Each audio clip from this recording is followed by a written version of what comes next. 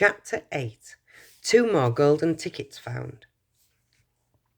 That evening, Mr. Bucket's newspaper announced the finding of not only the 3rd golden ticket, but the 4th as well. 2 golden tickets found today, screamed the headlines.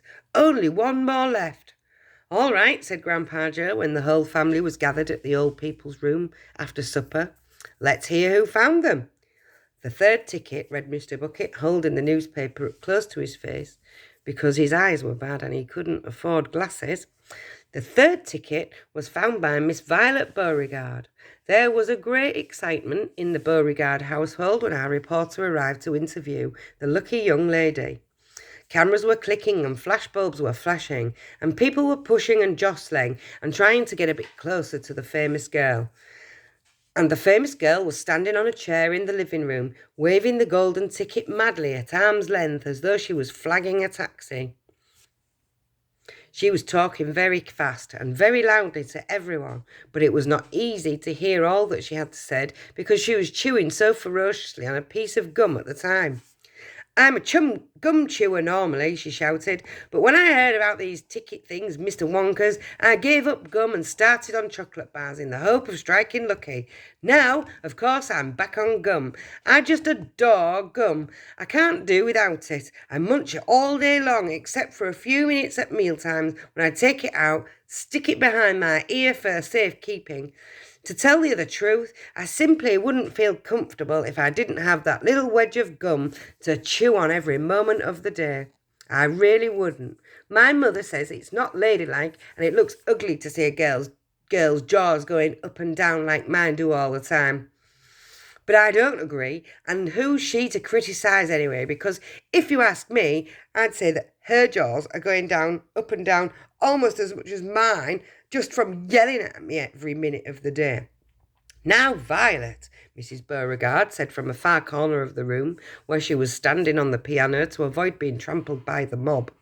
All right, Mother, keep your hair on, Miss Beauregard shouted. And now, she went on, turning to the reporters again, it may interest you to know that this piece of gum I'm chewing on right now is one I've been working on for over 3 months solid.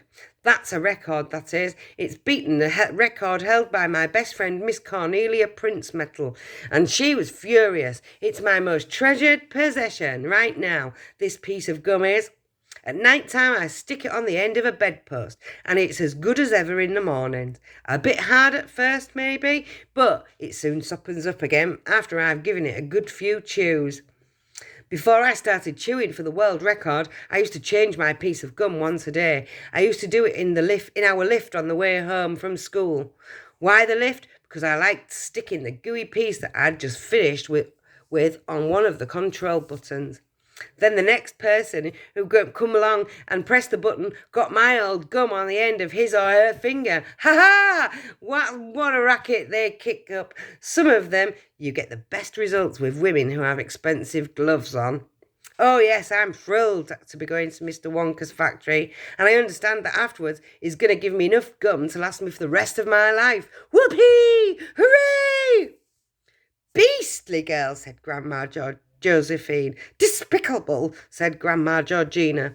She'll come to a sticky end, that one day, chewing all that gum. You see if she doesn't. And who got the 4th golden ticket? Charlie asked.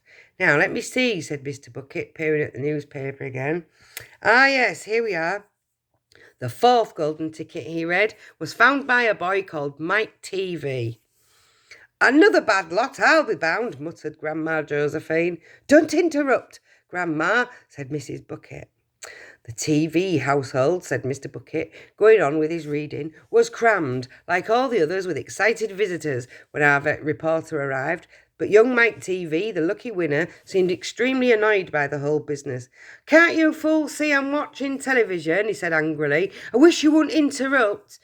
The 9-year-old boy was seated before an enormous television set with his eyes glued on the screen, and he was watching a film in which one bunch of gangsters was shooting up another bunch of gangsters with machine guns. Mike TV himself had no less than 18 toy pistols of various sizes hanging on the belt around his body, and every now and again he would leap up in the air and fire half a dozen rounds off from one of these weapons. Quiet, he shouted, when someone dare asked him a question.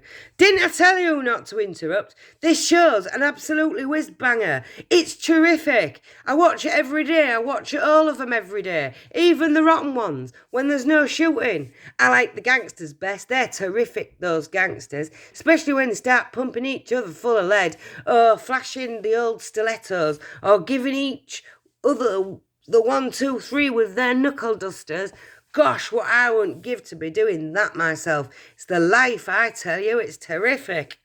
That's quite enough, snapped Grandma Josephine. I can't bear to listen to it. Nor me, said Grandma Georgina. Do all children behave like this nowadays? Like these brats we're hearing about? Of course not, said Mr. Bucket, smiling at the old lady in the bed. Some do, of course. In fact, quite a lot of them do, but not all. And now there's only one ticket left, said Grandpa George. Quite so, sniffed Grandma Georgina. And just as sure as I'll be having cabbage soup for supper tomorrow, that ticket will go to some nasty little beast who doesn't deserve it. End of chapter 8.